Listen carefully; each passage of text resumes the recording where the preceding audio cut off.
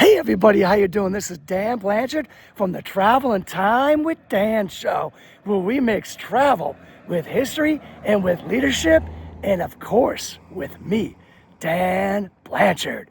Today, I'm here in Connecticut to talk to you about the pirates. R, maybe I should say the privateers. Still get an R. Today I'm at Black Rock Harbor. This was a major privateer hub.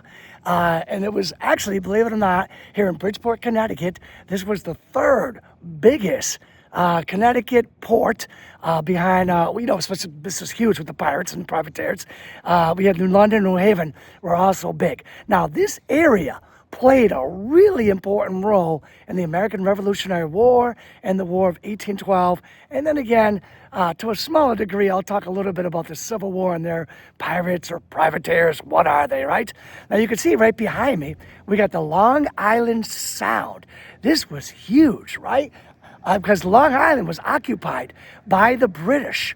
And New York was occupied by the British during the American Revolutionary War for something like 8 years, right? And the Sound right behind me was huge. It was sort of like a no man's land, and it was really important because here, with the Sound and with Connecticut being on one side and New York being on the other side, right? The Connecticut. We did like a lot of like spying and smuggling and a whole bunch of other stuff, all right? And the beautiful thing about this Black Rock Harbor is that it's a deep water sound, of Deepwater Bay, right? Deepwater Harbor, where we could get our boats in and out of here and do a lot of smuggling. And when the English came in here to fight us, our boats, which were actually like many times smaller than the British boats, could just take off and go up like one of the rivers or creeks or whatever like that. We were protected. Now, this Black Rock Harbor, it was protected by the Fairweather Island, the Fort Union, and as you can see right behind me, right here, was the Black Rock Battery, right? It was protected by that. Now, this was a great launching point for intelligence gathering, supply disruption of the British, and coastal defense, obviously. I mean, think about it. Here, I mean, what better? What points more toward geography equaling strategy during the wars, right?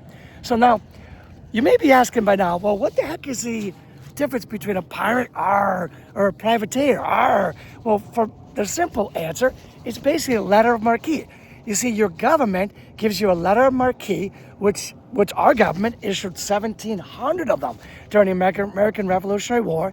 And what happens is you are now legally allowed by your country to take your little boat, whatever boat you have, and go out and do whatever you can do to like disrupt the other side, right? And when you go out there, you can get their stuff. It's dangerous, but if you can get their stuff, you can kind of like share it with the government. You can keep their stuff.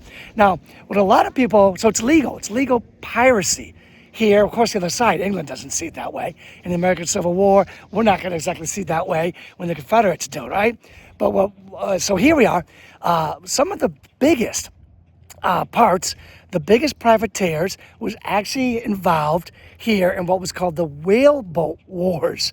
Yes, our whaleboats, right? Our whaleboats were out there fighting as privateers or pirates according to England, right? Which means punishable by death if you get caught.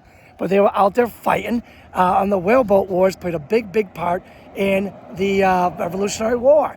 Now, one of the most famous whaleboat war people was Caleb Brewster, right? Caleb Brewster was a rugged Navy man, rugged fighter, but he was also a big part of George Washington's first spy ring. Yes, you might have seen it on the show Turn on Netflix, right? The first spy ring. He was a big part of that, right? And Caleb Brewster is right here out of Black Rock, which is the southern part of Bridgeport, Connecticut, right on the tip of Fairfield, Connecticut, okay? So now, why were we doing this? Well, during the 1776 war and during the 1812 war, our United States had a very tiny Navy. We couldn't afford to have a good big Navy like England did, right? So we had to outsource. our Navy to like these pirates and what we called legal pirates, privateers. And of course, that was just sharing the prize. It was patriotism and profit, right? War brought that, patriotism and profit. And it was really smart to do it because there was just no way our United States government was going to be able to fund and put in the field or put in the ocean a big Navy. There was no way to do it.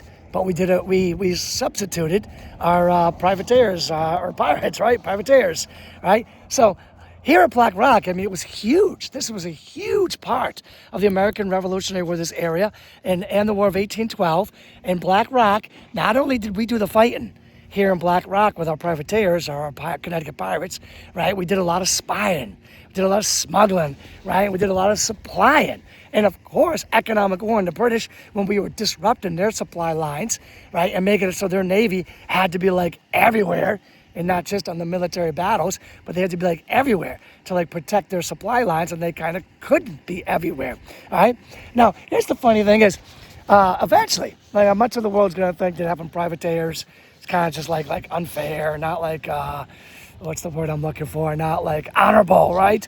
So much of the world in the 1856 Treaty of Paris, much of the world is going to outlaw privateers. A lot of the countries, much of the world is going to sign on the dotted line saying we will not participate in hiring privateers because it's just not the honorable thing to do. But you know, the funny thing is, the United States never signs. Never signs. So that means, according to our Constitution, it's in our Constitution, and we never signed the Treaty of Paris saying that we wouldn't do it. So believe it or not, here in the United States, we are still allowed to legally, according to our Constitution, have United States pirates. We can still have Connecticut pirates, of course, which we would call privateers, right? Legal pirates. But it kind of doesn't make much sense. Think about like a bunch of guys out there in a whaleboat or their own little private boats trying to take on like a country's Navy. Like it wouldn't go that well. So it doesn't make a lot of sense. So on my episodes, I like to mix in travel with history and with leadership. Travel, boy, if you've not been down here, this area is like really cool. You should definitely come down and check it out. Black Rock Harbor here in Bridgeport, Connecticut. The history, I've already shared a little history with you, right? So now what is the leadership lesson?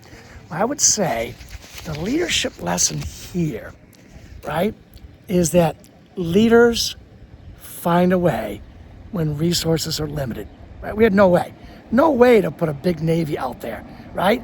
So right here in Black Rock, Connecticut, this historic district of Black Rock, Connecticut, in Bridgeport, Connecticut, right here is where ordinary citizens, ordinary people stepped up when their country didn't have enough. No big Navy, no perfect plan, just people willing to take action, right? Again, leaders find a way when resources are limited, right? That's leadership. That is leadership. All right, everybody. Well, thank you for spending some time with me today at the Black Rock Harbor here in Bridgeport, Connecticut, and the Travel in Time with Dan show, where we mix travel with history and with leadership, and of course, with me, Dan Blanchard. I'll be back real soon with another show somewhere fascinating. And until then, take care.